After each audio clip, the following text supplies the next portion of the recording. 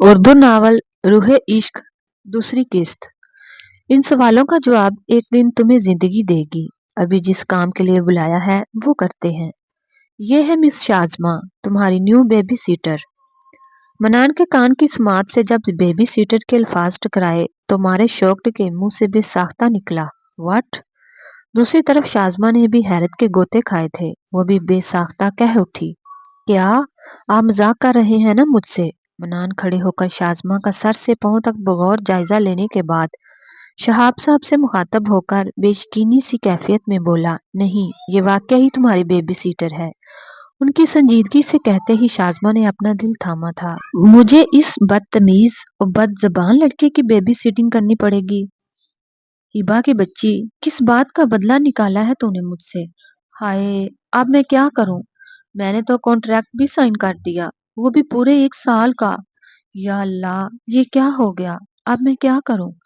शाज़मा ने हैरानो परेशानी के आलम में नाखून चुबाना शुरू कर दिए थे। ये बच्ची, मनान खासा जमाव देते हुए बोला, ये बच्ची बेबी सिटिंग करने करेगी मेरी। बूढ़े बाबा, क्या बुढ़ापे में दिमाग ने काम करना छोड़ दिया है। और कहाँ से पकड़ कर लाए हैं आप इस बच्ची को। मनान फिर शाज़मा से मुखातब होकर, देखो बच्ची, अपने घर जाओ, तुम्हारे वालिदैन परेशान हो रहे होंगे। चलो जाओ। मनान ने शाज़मा का बैग जो टेबल पर रखा था वो उठाकर हाथ में थमाते हुए कहा, मनान, मैं सीरियस हूँ, इसलिए फालतू के ड्रामे बंद करो। शहाब साहब रोबदार आवाज में गोया हुए, उफ यार, ये चीटिंग हो रही है मेरे साथ। ये लाइन तो मुझे बोलनी चाहिए थी। आप चीटिंग कर रहे हैं मेरे साथ। वो ऊपर की जानब देखते हुए अपना एहतजाज रिकॉर्ड करवाने लगा। यार, फालतू के ड्रामे तो आप कर रहे हैं बूढ़े बाबा। एक बच्ची मेरी बेबी सीटर कैसे हो सकती है। यार, कोई लॉजिक वाली बात करें। मनान ने जोर जोर से एहतजाज करना शुरू कर दिया था। जैसे तुम जिसे तुम बच्ची कह रहे हो वो तुमसे कहीं ज्यादा होशियार और सुलझे हुए जहन की मालिक है।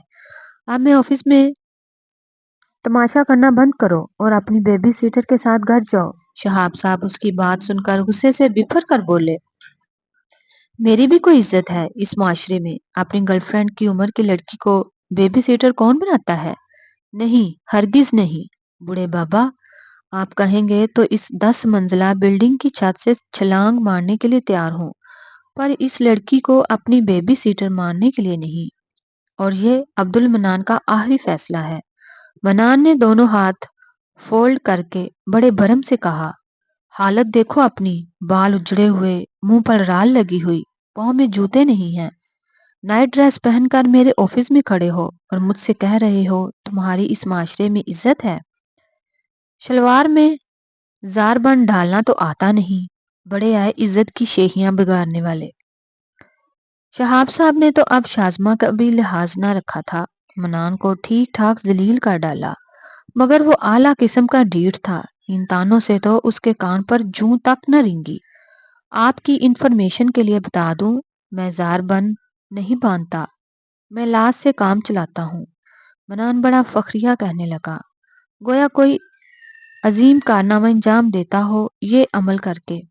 और दूसरी बात, अभी मनान बोल ही रहा था तभी तुम्हारी शलवार साहब के सामने उतर गई थी।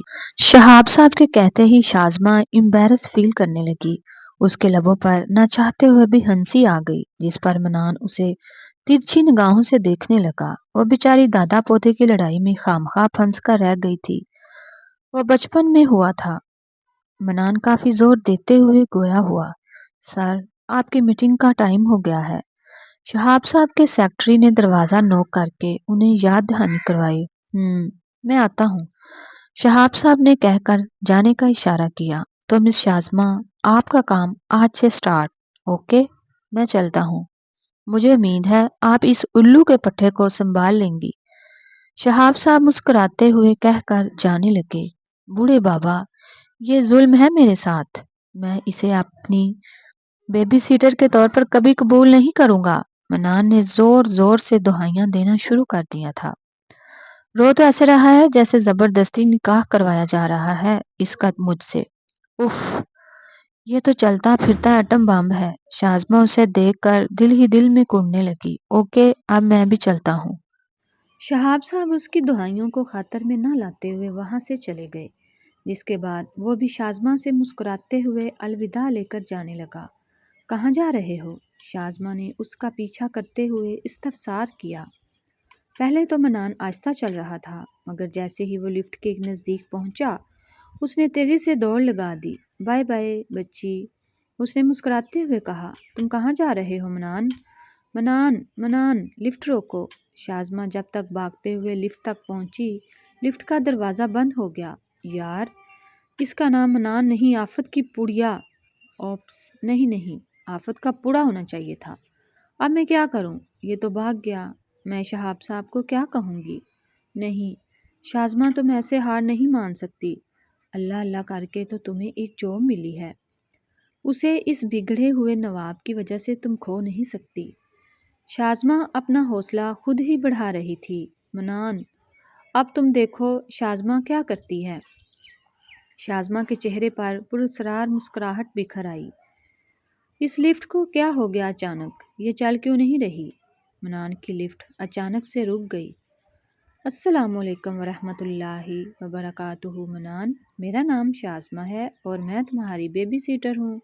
لفٹ کا دروازہ اچانک سے 4تھ فلور پر ہی کھل گیا۔ منان یہ دیکھ کر حیران ہوا کہ شازمہ بالکل اس کے سامنے کھڑی مسکرا کر اپنا تعارف کروا رہی ہے۔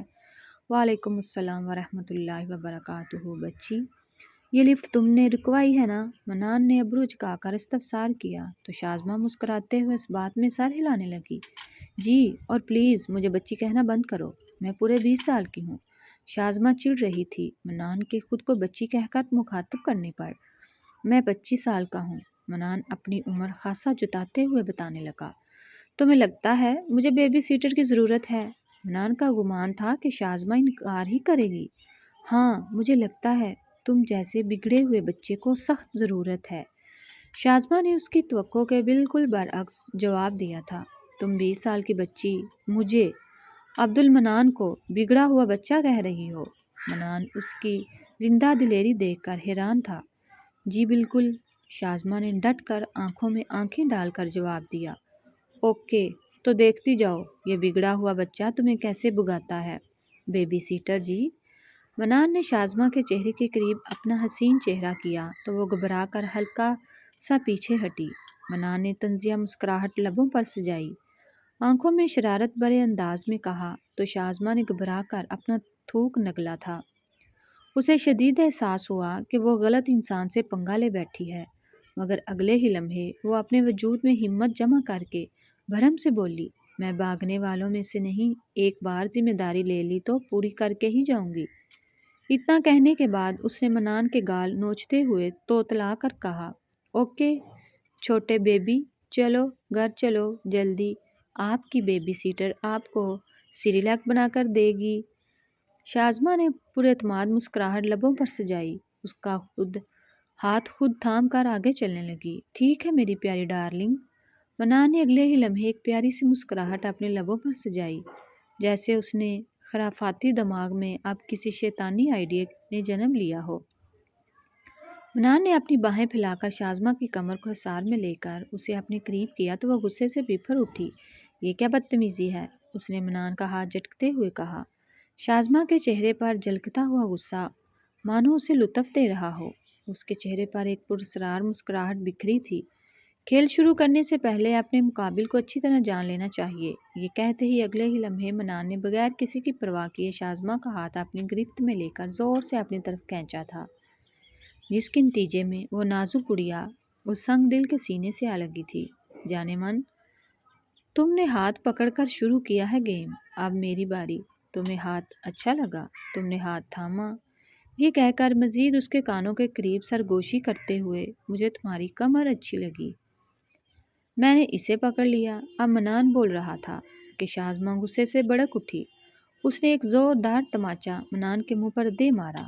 جواب میں منان کے چہرے پر ایک عجیب مسکراہٹ تھی، مانو وہ پہلے ہی تیار تھا اس تھپڑ کے لیے۔ شازمہ اس کے چہرے پر مسکراہٹ دیکھ کر الجھ گئی تھی۔ مجھے لڑکیوں کا خود کو چھونا بالکل پسند نہیں، یاد رکھنا تمہاری لمٹس ہیں، مگر عبد المنان کی کوئی لمٹس نہیں۔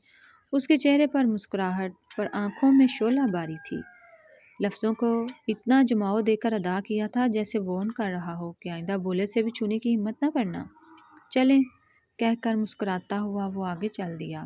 شازمہ اس کی شخصیت دیکھ کر الجھ کر رہ گئی تھی۔ یہ ہے کیا چیز؟ پل میں تولا پل میں ماشا، کتنی کمپلیکیٹڈ اس کی شخصیت ہے۔ یا خدا، وہ ابھی نہیں سوچوں میں الجھی ہوئی تھی۔ چلو گی بچی یا میں جاؤں؟ نہ جانے کیا دل میں سمائی خود کو روک کر شازمہ کو دیکھ کر استفسار کرنے لگا۔ کہا نا میں بچی نہیں ہوں، وہ چڑھتے ہوئے بول کر اس کے پیچھے آئی تھی۔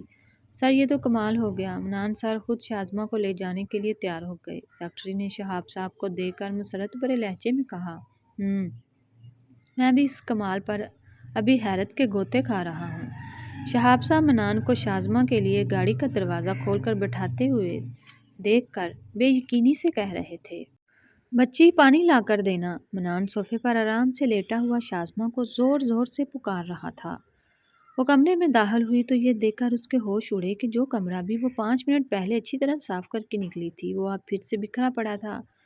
پورے بیڈ پر کپڑے تھے، بیڈ کی چادر زمین پوش تھی، صوفے کے کشن بھی زمین کا مزہ چکھ رہے تھے، پرفیومز کی ساری بوتلوں کے کیپ تک کھولے پڑے تھے۔ باتھ روم کی ٹاول کمرے کے مین دروازے پر لٹکی تھی۔ چپس، بسکٹ، نمکوں کے خالی ریپر پورے کمرے میں بکھرے نظر آ رہے تھے۔ منان کا پورا کمرہ کچرا خانے کا منظر پیش کر رہا تھا، جسے دیکھ کر وہ اب منان پر پیچو تاب کھا رہی تھی، جو اسے دیکھتے ہی پیاری سی دل جلانے والی مسکراہٹ چہرے پر سجائے اپنی ٹانگیں سامنے شیشے کی میز پر رکھ کر اس کے غصے سے لطف اندوز ہونے لگا۔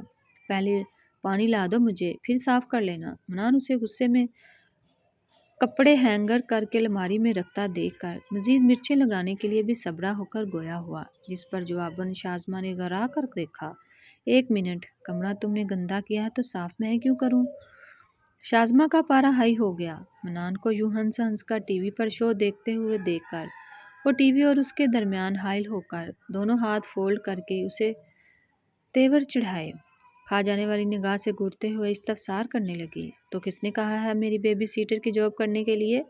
اب سامنے سے ہٹو، میرا شو مس ہو رہا ہے۔ منان لاپرواہی سے گویا ہوا، کیونکہ ضرورت ہے مجھے اس جاب کی، تم جیسے امیر زادے کیا جانے پیسوں کی اہمیت کو۔ شازمہ جذباتی ہو کر بولی، اوہ بچی، یہ پیسوں کی اہمیت کا لیکچر تب دینا جب مجھے نیند نہ آ رہی ہو۔ اس کی بات شازمہ کو احساس دلا رہی تھی کہ منان نہایت ہی بے حس لڑکا ہے۔ تم نہایت ہی بے حس ہو، وہ دانت پیستے ہوئے کہہ کر اسے گھورنے لگی۔ اوہ بے حس، سننے میں تو مزیدار ساؤنڈ کر رہا تھا۔ زبردست منان، اب تم نے اپنے القابات میں ایک نئے لقب کا اضافہ کر لیا۔ I really proud of you. Mannan فخر سے اپنی پیٹھ تھپ تھپاتے ہوئے خود کو داد دینے لگا۔ شازمہ اس کی بے حسی کی انتہا دیکھ کر پاؤں پٹکتے ہوئے چلی گئی۔ اچھا سنو بچی، پانی تو لا دو یار۔ منان مسکراتے ہوئے مزید تپانے لگا۔ زہر لا دوں؟ وہ جل کر بولی تو منان مسکراتے ہوئے، بالکل، میں تو خود چاہتا ہوں، ایک کام کرو، چائے میں ملا کر دے دو، بس چینی زیادہ رکھنا، موت بھی میٹھی میٹھی آئے گی تو مزہ آ جائے گا موت کا۔ اس نے ایک لمبی سانس لیتے ہوئے پرسکون انداز میں کہا تو شازمہ منہ بسور کر پاؤں پٹکتی ہوئی چلی گئی۔ بچی کیا ہوا؟ ارادہ کینسل تو نہیں کر دیا نا مجھے زہر دینے کا؟ اس کے سوال پر شازمہ کا دل چاہا اس کی چٹنی بنا ڈالے۔ وہ دانت پیستے ہوئے، اگر تم مجھے اس طرح تنگ کرتے رہے تو مجھے یقین ہے میں نے ایک دن خونی ضرور بن جانا ہے۔ اس کی بات سن کر منان کا قہقہ بلند ہوا تھا۔ ویسے صبر کا لیول کیا ہے تمہارا؟ منان تجسس سے استفسار کرنے لگا۔ کیوں؟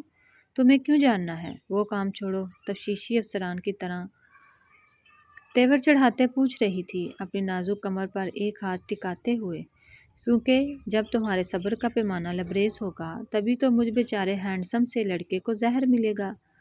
منان نے معصومانہ چہرہ بنانے لگا تو شازمہ اس کے پاس آ کر، تم ہر وقت ایسی باتیں کیوں کرتے ہو؟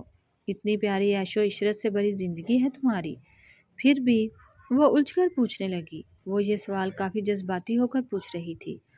اس کے چہرے پر سنجیدگی دیکھ کر منان بھی سنجیدہ سا چہرہ بنا کر، کیونکہ ایسی باتیں کرنے سے مجھے سکون ملتا ہے، اور رہی اس عیش و عشرت سے بھری زندگی کی بات تو مجھے نہیں چاہیے، اس نے سپورٹ سے جواب دیا۔ اس طرح کی باتیں نہ تم جیسے بھرے پیٹ لوگ ہی کر سکتے ہیں، جنہیں زندگی کی کوئی قدر نہیں، جنہیں آرام سے بیٹھ کر بستر پر ہی ناشتہ اور کھانا ملتا ہے۔ کبھی جا کر دیکھو کہ 2 وقت کی روٹی کمانے کے لیے ایک مزدور کتنی محنت کرتا ہے، کتنی مشکل سے اپنے بچوں کا پیٹ پالتا ہے۔ ایک غریب آدمی ہر روز اپنی زندگی کی ایک نئی جنگ لڑتا ہے۔ شازمہ جذباتی ہو کر اسے اصل زندگی کی روشناس کروا رہی تھی، جو مشکلوں اور دشواریوں سے بری ہے۔ شازمہ کی نظر میں وہ اصل زندگی سے بے خبر اے سی والے روم میں بیٹھ کر اپنی عیش و عشرت سے بڑی زندگی کو برا بھلا کہہ رہا تھا۔ اس کی جذباتی تقریر پر منان نے زور زور سے تالیاں بجانا شروع کر دی۔ کیا لیکچر دیتی ہو بچی؟ آہ! قسم سے آنکھوں میں آنسو آ گئے۔ منان اپنے مصنوعی آنسو صاف کر کے کان میں انگلی گھمانے لگا، گویا کہ کوفت کا اظہار کر رہا تھا۔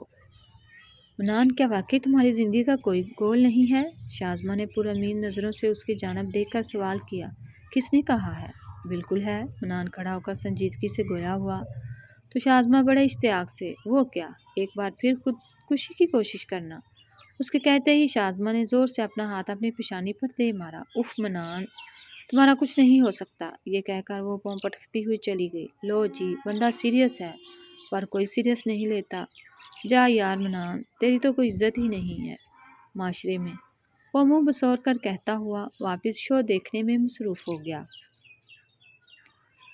منان یار، کوئی جگہ چاہیے فلم کی شوٹنگ کرنے کے لیے۔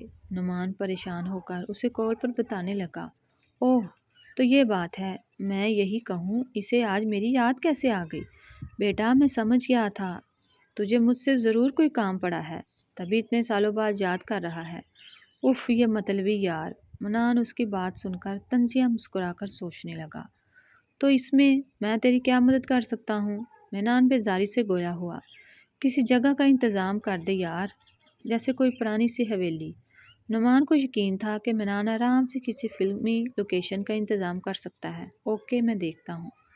منان یہ کہہ کر کال کاٹنے لگا۔ یار پلیز، پوری کوشش کرنا، نعمان نے پھر ایک بار التجائیہ انداز میں کہا۔ اوکے، تو فکر مت کر، جس مطلب کے لیے تو نے یاد کیا ہے وہ مطلب ضرور پورا کر دوں گا تیرا۔ منان نے بھگو کر جودا مارا تھا۔ نہیں یار، ایسی بات نہیں۔ ابھی نعمان بول ہی رہا تھا کہ منان نے کال کاٹ دی۔ بوڑھے بابا کہاں ہیں؟ وہ شہاب صاحب کو ڈھونڈتا ہوا نیچے لاؤنج میں آیا تھا تو شازمہ کو ٹیبل پر کھانا لگاتے ہوئے دیکھ کر استفسار کرنے لگا۔ کیوں، کوئی کام ہے؟